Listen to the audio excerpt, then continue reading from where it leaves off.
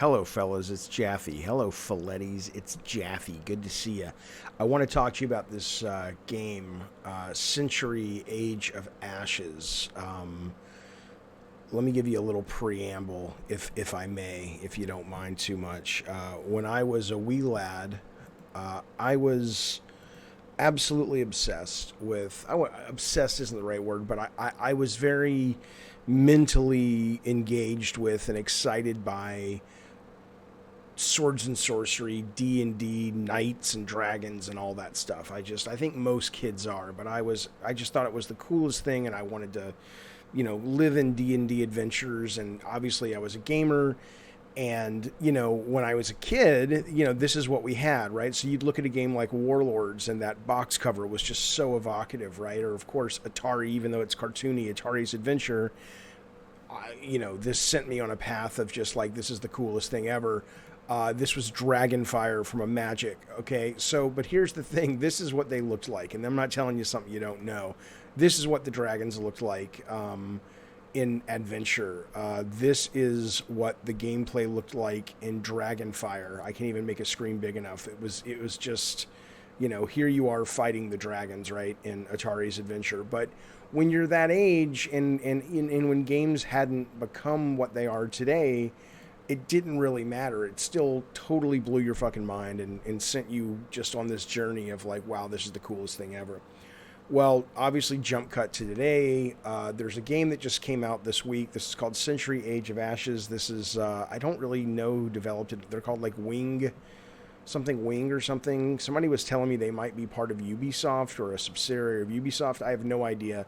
But boy, I'll tell you what, it's free to play. It's on Steam. It's coming 2022 to console, all the consoles. Maybe not Switch, but Xbox and PlayStation. It's going to be cross-play, PS4, PS5, Xbox One up to Xbox Series X, PC. So obviously and it's free to play. So they're trying to, do the Fortnite thing, which everyone's trying to do, which makes sense in terms of making it extremely accessible to get.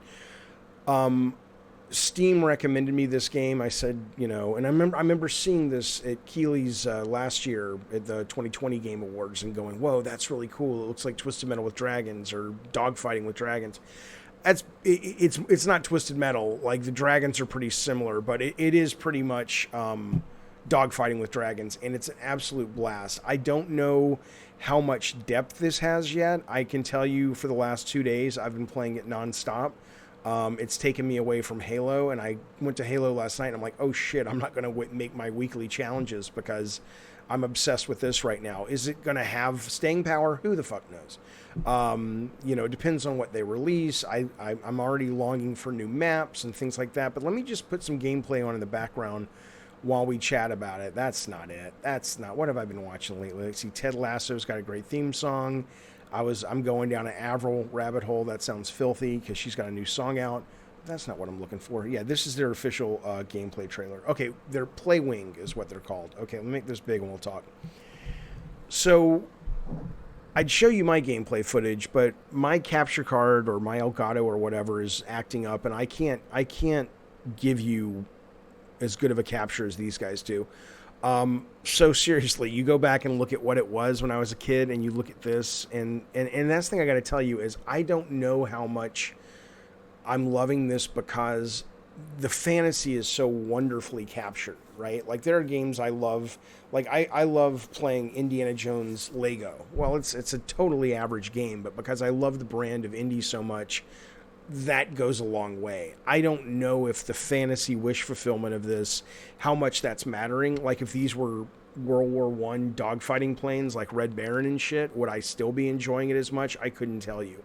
But certainly the fantasy aspect plays a part, a meaningful part.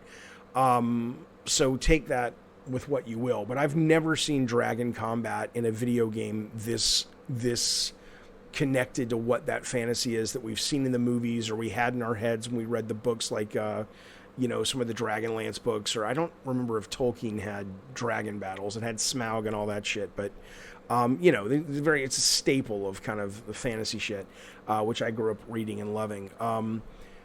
But the fantasy's huge. It's incredibly successful at evoking the fantasy that we got from other mediums, so that's a big fucking plus. It's really fun. It's really arcadey, but it's not so arcadey that it just gets boring after a couple of matches. There's enough depth there.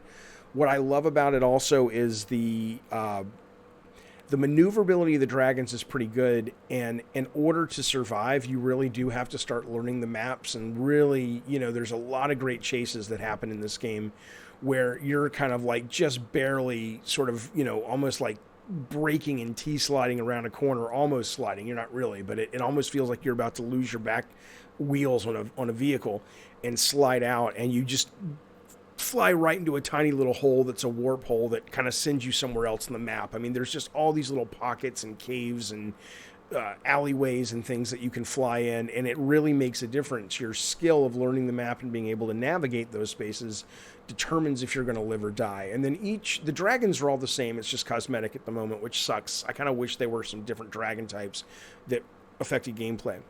But let me start this again. But unfortunately, you don't have that.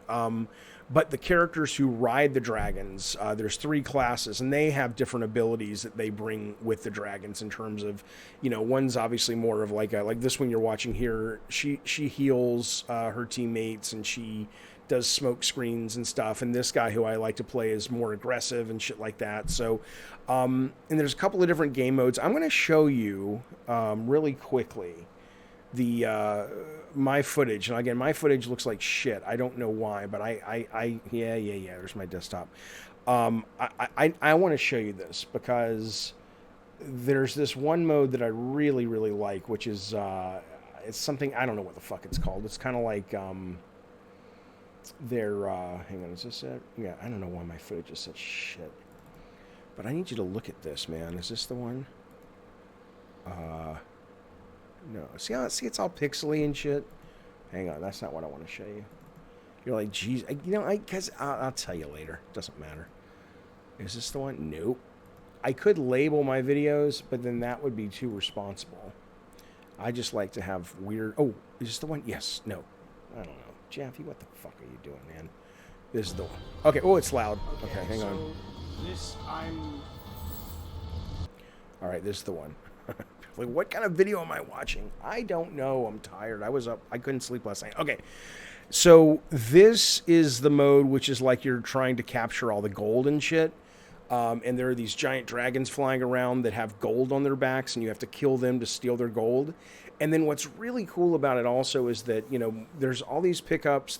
Every mode has different, just different little things. Like this mode will bring out from time to time this, I think they call it like a breacher or something, that if you destroy it, you kind of pick up this bomb, and you can fly the bomb to the enemy's castle and blow it up and steal all their gold or cause their gold to explode everywhere. The deathmatch mode has like this like glowing lance that if you can find it and pick it up, you throw it and it's a one-hit kill, and you see your dragon rider hold it above her head, and it's really cool. So how deep is it? I don't know. I've only been playing it for 2 days. I can tell you it's addictive, it's fun, it's free, it's absolutely worth your time. The only things I will tell you that I don't like about it are, and again, it doesn't feel early access, but it kind of has some things that feel early access, right? There are situational awareness elements that the game should do a better job. And again, it almost feels like they need like another 4 or 5 months of polish, but it's free and it's service-based, so hopefully that's on the roadmap, which I don't think they've released yet what the roadmap is, but they've said it's going to be every month. There'll be a couple of different sort of challenges and modes and events and things. But yeah, it feels like there are just things that that happen, like when you're carrying an item, whether it's the bomb or whatever, you can just lose it and you'll have no idea that you've lost it until you kind of go to drop it off somewhere and you're like, oh, someone else took it from me, right? It needs more queuing. If you look, the game is beautiful. Again, my capture is not great. The game is gorgeous, but there's so much happening that a lot of the content, like that you need to know about, like where your enemies are and stuff, get lost. And I wish the HUD elements were either bigger or like even right there, it's very easy to lose your prey, or the fact that someone's behind you with the little arrows and stuff. It's just, it needs another pass. of sort of visual pop. You know, and then the other thing, the dragons control great, and this is one of those things where I'm putting fantasy ahead of gameplay. I have to imagine they've thought about this, and maybe there was a reason they didn't do it, or maybe not. I don't know. I'd have to think about how it would balance or debalance the gameplay, but so many times in this game I've wanted to barrel roll, or I've wanted to do things like, you know, Immelman's, where I, you know, which is like in a lot of airplane games where you kind of go forward and then do a loop and then reverse, and you can basically basically reverse really fast to 180.